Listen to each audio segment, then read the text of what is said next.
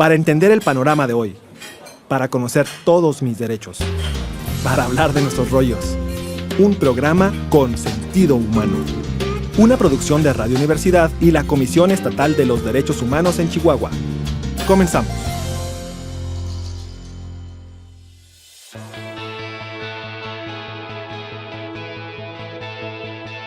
Hola, ¿qué tal? Gracias de nueva cuenta por acompañarnos. Esto es el programa Con Sentido Humano de la Comisión Estatal de los Derechos Humanos. Mi nombre es Dinora Gutiérrez y les doy la bienvenida. Como siempre, gracias por estar aquí y gracias también por la presencia de nuestro invitado hoy, que es nuestro coordinador de planeación de la Comisión Estatal de Derechos Humanos, Marco Pizarro. ¿Cómo estás? Dinora, un gusto estar aquí contigo, conectarnos con el auditorio derecho humanista que esta mañana nos acompaña. Y muy contento de poder platicar sobre algunos proyectos que ya se han materializado y que bueno, pues a tus órdenes. Sí, yo recuerdo hace algunos meses que hablábamos acerca de un proyecto que es muy significativo para la institución, pero también para la sociedad, sobre todo hablando de temas de investigación y un tema que pudiera estar desafortunadamente muy invisibilizado, que es la situación de las mujeres que están privadas de su libertad, que se encuentran en los centros penitenciarios.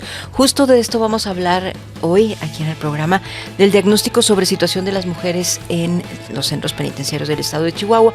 Como sabemos, la Comisión Estatal de los Derechos Humanos tiene esta disposición, o más bien dicho, tiene esta atribución: realizar investigaciones sobre la situación en los centros penitenciarios, pero en años anteriores lo que se había hecho era específicamente de los centros penitenciarios, pero sin visibilizar estratégicamente a las mujeres. Entonces, no había datos desagregados, no estaban suficientemente visibilizados. Es la primera vez que se hace este documento con un gran esfuerzo también, Marco. Así es, mira. A propósito de lo que comentas, Dinora, a mí me gustaría compartirte y compartirle al auditorio una frase de una escritora británica feminista que es Virginia Woolf, y dice: la historia de la mayoría de las mujeres está oculta por el silencio o por adornos que equivalen al silencio. Y lo digo porque acabas de comentar algo que es muy interesante. El caso de muchas mujeres, y en particular de las que están privadas de la libertad, han estado ocultos y al mismo tiempo nos dejan mucha enseñanza a la sociedad. Y bueno, primero que nada me gustaría platicar al auditorio que en este diagnóstico que hemos realizado aquí en la comisión, las autoras son esas propias mujeres. Son un conjunto de mujeres que han confiado en un equipo multidisciplinario de la institución y que nos hablaron de su historia de vida. Entonces, a través de entrevistas, a través de encuestas a profundidad, ellas nos compartieron a esa mujer que muchas veces ha sido clasificada o se le ha puesto un estereotipo de cierta manera por un delito que presuntamente cometió y que al mismo tiempo dejamos de ver todo lo que a ella la llevó a cometer un delito. Entonces, este diagnóstico, la primera parte que nos presenta es lo que nosotros llamamos la situación previa a la reclusión. Y tratamos de, yo le digo coloquialmente, mapear, que es diagramar, para que todas las personas y la sociedad en general podamos ver una serie de circunstancias que se nos están presentando, que absolutamente todas y todos las sufrimos, y que transformarlas es lo que nos va a llevar a lo que todas y todos anhelamos, que es la paz, la prosperidad, etc. Entonces, lo que quiero comentarles en resumidas cuentas es que con un grupo que son 474 mujeres que al momento del diagnóstico estaban en los centros penitenciarios de Aquiles Cerdán y de Ciudad Juárez, que son los femeniles del estado. Con las historias de ellas podemos comprender estas situaciones que estamos viviendo la sociedad en general. Sí, a mí me sensibilizó mucho porque fui parte también de esta investigación con algunas entrevistas. Le comparto a la audiencia y claro que lo sabes también tú porque coordinaste este equipo multidisciplinario. Me impactó mucho la forma en la que ellas quedaron atrapadas en estas redes de violencia. Desde la forma en la que fueron criadas, la forma en la que vivieron sus infancias, sus adolescencias, cuando llegaron a una relación ya de adultas, a lo mejor en una relación sentimental, y luego cómo todo su círculo alrededor pudiera estar impregnado de estas violencias. Es decir, lo ven casi como normalidad, como una norma de ser una persona que ha sufrido violencia. Ahora, cuando ya pasan esta barrera, no saben otra historia más que esa. Y es terrible, terrible porque encuentras a mujeres jóvenes, mujeres muy inteligentes, mujeres incluso con preparación académica, algunas otras no. Hay de todo, ¿no? Hay personas extremadamente vulnerables, como las mujeres indígenas, por ejemplo. Así es. Fíjate, y acabas de dar ya en el punto, primero para platicarle al auditorio, son causas que nosotros llamamos estructurales, raíz, a profundidad, y detectamos 3 que resaltan entre ellas. Por un lado, la pobreza, ¿sí? Realmente gran parte de ellas estaban en una situación así. Sin embargo, hay que acotar que no es la única causa. O sea, puede ser por ello, pero también, por ejemplo, encontramos en la base de estas causas de la reclusión lo que tiene que ver con la violencia estructural y violencia cultural, que muchas veces ha sido normalizada, como bien lo mencionas. Ahora, cuando nosotros hablamos, Dinora, de perspectiva de género, es analizar exactamente cómo están afectando estas situaciones a mujeres y hombres. Ejemplo, en la pobreza, es claro por todo lo que dice la Coneval y tantas estadísticas que tenemos, que las mujeres están en mayor situación de pobreza. Prácticamente un 60-70% es lo que marcan de las personas que están en pobreza son mujeres. Ahora, hay otra causa que esta nos está afectando muy fuertemente, que es la desigualdad entre hombres y mujeres. Y aquí entra también y se cruza con la violencia estructural y cultural que tiene que ver con estereotipos y roles de género. Ahora, ¿cuál es la principal consecuencia de esa causa? La violencia contra las mujeres.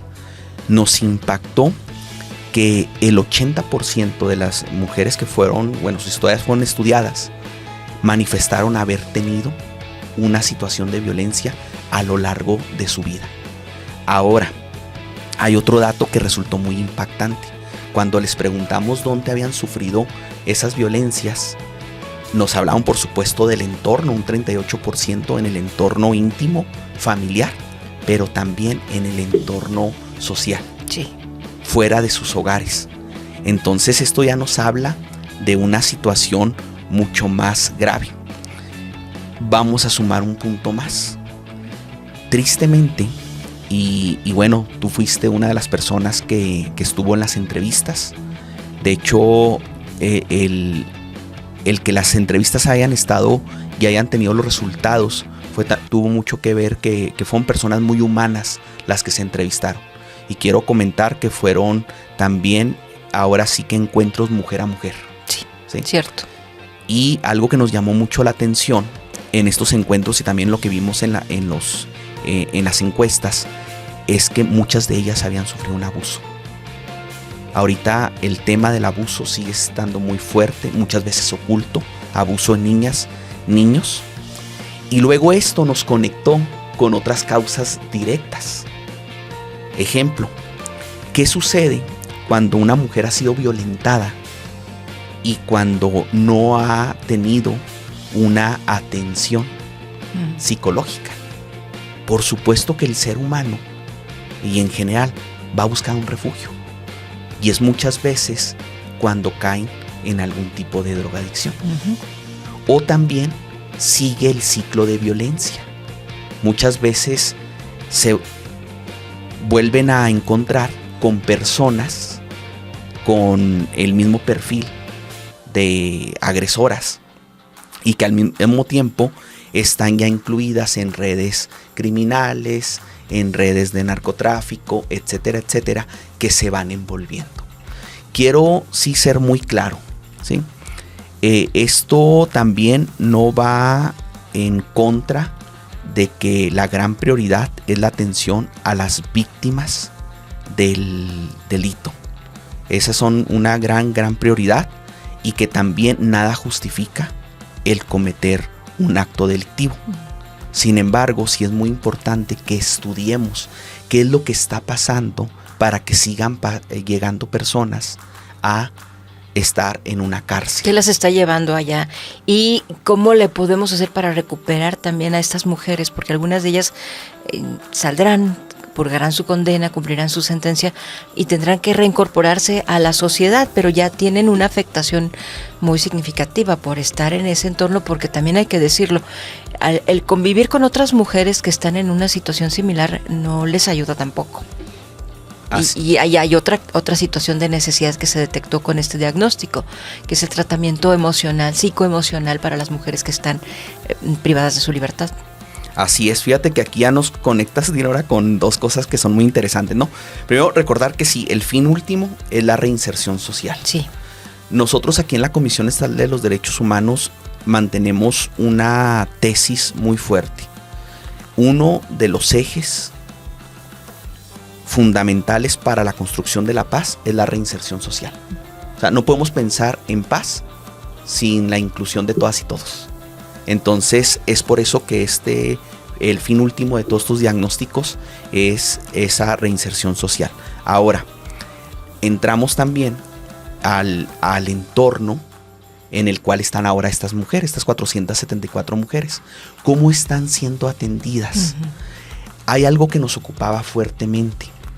Hay que recordar que los centros penitenciarios a nivel nacional y en gran parte del mundo están pensados en su infraestructura y operación para atender a hombres.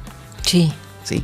Entonces, lo primero que evaluamos nosotros es, nos ocupan dos situaciones. Por un lado, si estamos atendiendo con perspectiva de género, es decir, con la visión de las necesidades muy particulares de las mujeres. Uh-huh. Pero hay otro asunto que también es prioritario: la interseccionalidad. ¿Qué es la interseccionalidad? Es cómo diferentes grupos en situación de vulnerabilidad se entrecruzan y se potencian mutuamente. Ejemplo, y este es el que hemos citado porque cómo nos preocupó, lo voy a decir así, el de las personas indígenas. Pero nosotros nos encontramos mujeres de esa población. Primero, el ser indígena ya es una vulnerabilidad. Número 2, el ser mujer. Ahí se están cruzando dos. Sí. Tercero, en situación de pobreza. Y cuarto, que habían vivido una situación de violencia. Y yo añadiría otra, que no están cerca sus familias. Su círculo de apoyo se queda muy lejos. A veces en las zonas serranas me tocó en una entrevista a una mujer cuyos hijos no la han visitado pues prácticamente nunca en los 8 años que tiene, que está detenida, porque viven lejos, porque ya no se pueden acercar, porque no tienen los recursos quizá. Entonces se quedó completamente sola ahí en el centro penitenciario. Así es, fíjate que es la primera vez que lo voy a comentar, pero donde yo me rompí, ahora sí, no fue dentro del centro penitenciario. Fue en un acto en el cual en el municipio de Huachochi, dentro, fue en el Cerezo, pero el Cerezo varonil de aquel municipio, hubo una conmemoración de los pueblos indígenas e invitaron a las 8 mujeres que en ese momento estaban recluidas en Aquiles Cerdán, las llevaban para allá. Y una de ellas se encontró precisamente con su familia que no había visto por años. Ya te imaginarás, sí, esos abrazos, esos llantos de la mujer. El reencuentro. El reencuentro. Y a partir de ese momento, uno de los puntos que nosotros proponemos en el diagnóstico es que acerquemos a la comunidad serrana a estas mujeres, porque hay posibilidades, ya sea por la vía de Cuauhtémoc o por la vía de Huachochi. Hay exactamente cómo hacerle para poner un anexo al Cerezo, por decirlo de alguna manera, donde puedan estar estas mujeres cerca de sus familias. Esas son las visiones que trata de proponer este diagnóstico. Finalmente termina en propuestas desde el punto de vista humano, centradas en la reinserción social. Y en ese mismo sentido, pero así como analizamos los casos de la población indígena, también tenemos el caso de las mujeres de 60 años y más, conocidas coloquialmente como adultas mayores. Tenemos el caso de las que son madres ahí en las cárceles. Encontramos que 16 son madres, una con 2 niños, es decir, hay 17 niños, las demás tienen uno cada una de las mujeres. Y también con otro punto que nos preocupa, porque también trascendimos el entorno penitenciario, es decir, las niñas y los niños que sus mamás están dentro del cerezo. Nos ocupa esa situación porque también esto se cruza con otro dato. Fíjate cómo la interseccionalidad nos lleva a diferentes situaciones. Sí. La mayoría de ellas eran las jefas de hogar. El único sostén de su casa. Era el sostén. O el sostén principal.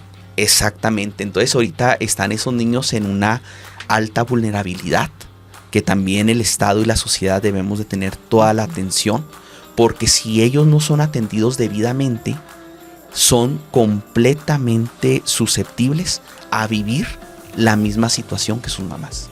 Y se repite el ciclo de violencia. Además, estas niñas y niños a veces quedan bajo el cuidado de personas adultas mayores, abuelas, abuelos, y en algún momento ya no les van a poder atender.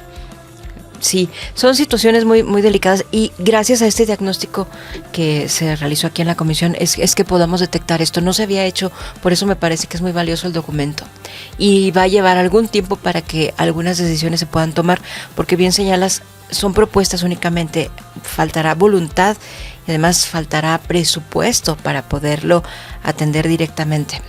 Así es, sí, no nos toca como comisión. Exactamente, sí, algo que ha pasado, sí es de las primeras experiencias que se hacen a nivel nacional de este tipo de diagnósticos. Sobre todo resalta mucho la primera parte, que es el antes de la reclusión. Sí. Pero al mismo tiempo sí fuimos a un detalle profundo en cada uno de los grupos en situación de vulnerabilidad, porque encontramos que el 40% de las mujeres están en alguna vulnerabilidad, valga la redundancia, y además de lo que hablábamos de mujeres de población indígena, mujeres mayores de 60 años, madres, también entra el tema, por ejemplo, de la economía del cuidado. Sí, que aquí salieron estos datos de, por ejemplo, que eran jefas de hogar. Entra el tema de la diversidad sexual también, y de género, ¿sí? Entra una serie de factores que tuvimos que analizar, y en cada uno de ellos hacemos propuestas muy contundentes. Sí quiero comentarlo, son propuestas, pero estamos en un buen momento, porque hay que recordar que está haciendo un gran esfuerzo en los centros penitenciarios. Acaba de cambiar hace poco la administración, estaba antes en la Fiscalía, ahora está en la Secretaría de Seguridad Pública.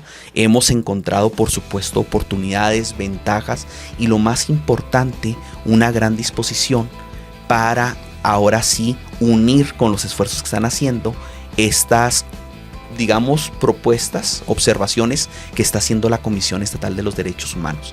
Entonces es un documento que termina con ello, se llama así, Conclusiones y Propuestas, que invitamos ahora sí a todas las personas a que lo puedan revisar. Este documento se hizo, lo repito, sí, en un punto primordial para las personas que son coordinadoras, directivas de los centros penitenciarios, sí, para funcionariado público, pero también para la sociedad en general. Este es un documento que les invitamos, yo lo he dicho, traemos una frase también que la ponemos muy al principio del diagnóstico, porque nos invita a que podamos dejar atrás los prejuicios. Y dice así: el prejuicio es una carga que confunde el pasado, amenaza el futuro y hace que el presente sea inaccesible. Maya Angelou. Ahora nos fuimos hasta Estados Unidos con otra gran feminista. Y es bien interesante, ¿no? Porque si nosotros nos permitimos observar el lado humano, nos va a dar la oportunidad de mucha enseñanza, porque también en esta parte somos corresponsables todas y todos, como sociedad. Porque si hay una violencia cultural, porque si hay una desigualdad entre mujeres y hombres, si está creciendo la pobreza y otras cuestiones, todas y todos tenemos que ver en ello. Entonces, porque a veces dejamos las cosas nada más, es que el gobierno lo tiene que hacer. No, todas y todos tenemos que poner... Hay una corresponsabilidad. Exactamente, tenemos que poner de nuestra parte. Aquí hay algo que pudiera preocuparnos, que es de pronto esta división que se puede hacer desde la visión jurídica o la aplicación de la justicia conforme a las leyes, y la otra parte que es la visión humana, la que tú señalas, que no necesariamente es desde la perspectiva de derechos humanos únicamente, pura y cruda, a lo mejor desde la parte jurídica, sino toda esta parte del humanismo, que quizá en como nuestro programa se llama Con Sentido Humano, pudiera trasladarnos hacia otra forma de aplicar la justicia. Híjole, qué bueno que tocas ese punto, porque una de las causas ya directas que encontramos de la reclusión es que muchas veces las mujeres son juzgadas sin la perspectiva de género. ¿Y qué quiero decir sin la perspectiva de género? Que no se toma en cuenta esas situaciones que han vivido, o también en muchas ocasiones, porque también encontramos esa parte, ese dato, que el delito que presuntamente le atribuyen o que cometió, si ya son, ahora sí, porque hay que recordar que algunas están procesadas, otras ya están sentenciadas, ese delito tuvo que ver con la situación de violencia. Entonces sabemos que hay avance en el sistema judicial, hay ya tribunales, se empezó en Ciudad Juárez, hay en Chihuahua, pero también hay que reconocer que nos falta mucho por avanzar con perspectiva de género. Hay algo que a mí me llama también mucho la atención, porque de repente salen notas y toda esa parte y dicen, porque viene la calificación, ¿no? Sí. Entonces, que con un 5.2 un centro, otro un 5.9, etcétera. Pero mira, en este viaje que llevamos ya de hacer diagnósticos con perspectiva de género, hay que decirlo, donde apliquemos, en el contexto que apliquemos, vamos a salir con muchas áreas de oportunidad. Y esto es lo que tratamos de reflejar. O sea, nosotros tratamos de poner, y quiero precisar esto, de que estamos en una escala del 1 al 100, vamos a la mitad del camino. Bueno, vamos a ponerle ganas, todas y todos, para avanzar a un 100%, que es lo que queremos. Ese es el punto clave para darle la vuelta a esto que ahora nos ocupa, que nos incomoda, que quizá no le vemos solución, que tiene en angustia muchas familias también, porque sí hemos visto con mucha tristeza que se ha incrementado el número de mujeres que han ido a los centros penitenciarios en los últimos años, y como lo señalabas al inicio, muchas de estas mujeres que además de venir de un entorno de violencia, pues han caído en las redes de las adicciones, y eso las ha llevado todavía más lejos, a caer todavía más bajo, y es muy muy grave. Ahora, todos estos documentos que aquí platicamos, sobre todo que tenemos ahora en nuestras manos, que es el diagnóstico sobre la situación de las mujeres en centros penitenciarios, lo podemos encontrar en nuestra página. Ahí está descargable, lo podemos hojear, incluso también con una aplicación que nos permite hacerlo, para no descargarlo en nuestros dispositivos, pero es importante que lo leamos, porque es un documento abierto, público, ¿no? Y está disponible. Me parece que es muy valioso que lo atendamos antes de generar opiniones, ¿no? Incluso desde el funcionariado público también. La página la conocemos, es www.cedhchihuahua.org.mx, y es importante también para la comisión tener opiniones. Así es, ¿no? Por supuesto, y también ir más allá. Nosotros lo que estamos proponiendo, por supuesto, aquí está el documento, están las propuestas, Y por ejemplo, no hemos puesto sobre la mesa, hagamos una gran mesa de reinserción social. Y no solo con autoridades penitenciarias y personas de la Comisión Estatal de los Derechos Humanos. Ahorita nos puede estar escuchando alguna persona que esté en la sociedad civil o como ciudadana y que diga, ¿sabes qué? Yo quiero sumar. Es muy bienvenida. Y por supuesto la retroalimentación, porque estos ejercicios nosotros los hacemos siempre con esta perspectiva de mejora continua. Entonces cualquier comentario es muy bienvenido y sí, les invitamos a leerlo, descargable. Ahí está en la página que has citado de la Comisión Estatal de los Derechos Humanos. Muy bien. Marco, pues muchas gracias por habernos acompañado en esta ocasión aquí en el programa Con Sentido Humano. Te vamos a invitar con más frecuencia para que nos hables acerca de otros documentos también que se están generando y que son importantes también bajo tu coordinación y con el equipo también.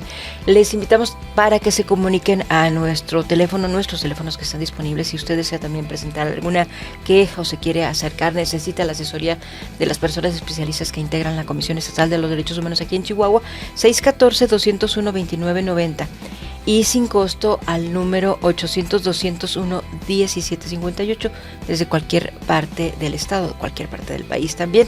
Le atendemos 24 horas al día, 24 horas del día y los 7 días de la semana. Además tenemos un correo a su disposición para recibir también sus comentarios, es consentidohumano@cdhchihuahua.org.mx. Marco Bizarro, muchas gracias. Muchas gracias a ti, Dinora, muchas gracias al auditorio que tuvimos la oportunidad de platicar esta mañana. Les mandamos un gran saludo y siempre a sus órdenes. Muchas gracias y gracias a nuestro productor también, Eric Díaz, que produce este programa también cada semana. Gracias a usted por acompañarnos. Hasta la próxima. Hemos llegado al final de esta emisión, pero la charla Con Sentido Humano seguirá aquí la próxima semana. Acompáñanos a través de Radio Universidad, la CEDH más cerca de ti.